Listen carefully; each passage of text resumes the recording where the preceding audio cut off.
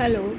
मैं आपको अपना भाग्य का तीसरा भाग सुनाने जा रही हूँ। इसके पहले तो आपने पहला और दूसरा पढ़ा ही होगा कि किस तरह ज़मींदार की बेटी को, जब ज़मींदार जंगल में छोड़ दिया था बेटी को, फिर उसने वहाँ पर अजीब गरीब व्यक्ति से मिला और फिर जब वो उसके साथ शादी करने को तैयार हो गई तब वो एक सुंदर राजकुमार बन गया। और राजकुमार था जो बोला कि हाँ, मैं तुम्हारे मम्मी पापा के पास जाऊंगा और मिलकर उनसे बात करके तब मैं तुमसे शादी करूंगा। अब उसके बाद तीसरा में आगे का कहानी है।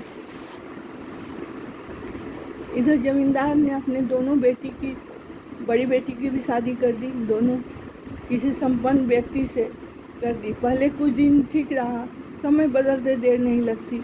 कारोबार में दोनों बेटियों के पति को नुकसान होता रहा और दोनों के हालात बहुत ही खराब हो गए।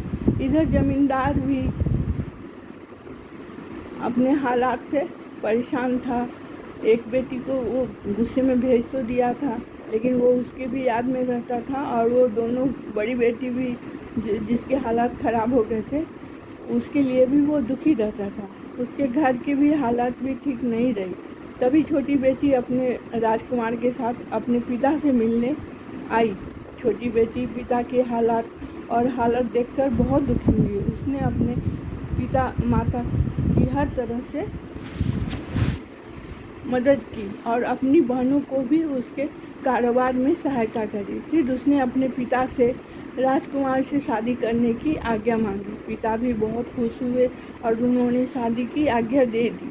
और उन्होंने अपनी छोटी बेटी से माफ़ी मांगी और अपने पुराने व्यवहार के लिए, और ये बात स्वीकार करी कि सचमुच सभी लोग अपने भाग्य का खाते हैं, कोई किसी को खिलाता नहीं है।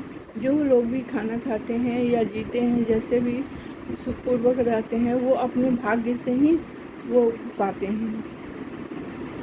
धन्यवाद।